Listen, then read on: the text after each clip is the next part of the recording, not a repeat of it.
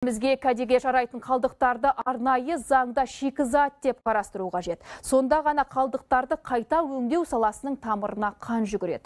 Байтақ төрағасы Азаматхан Әміртаев бүгін партияның жиында осындай ұсыныс тастады. Оның айтуынша қайта өңдеу саласы Қазақстанда ақсап тұр. Олқылықтың орнын толтыру үшін әр өңір арнайы бағдарлама жасау керек. Яғни инвестиция тартуға тұрарлықтай жобалар табыс әкеледі. Жасылдар партиясы бұл әдістің ел экономикасымен қатар экологияға да пайдасы шаш етектен деп отыр. Қазақстанда бұл бағытта жұмыстар жүріп жатыр. Бірақ осы саланың нақты айтқан кезде мақсаттарын бәрі әртүрлі министрліктерге берілген, қоғам өзімен өз жұмыс жасап жатыр.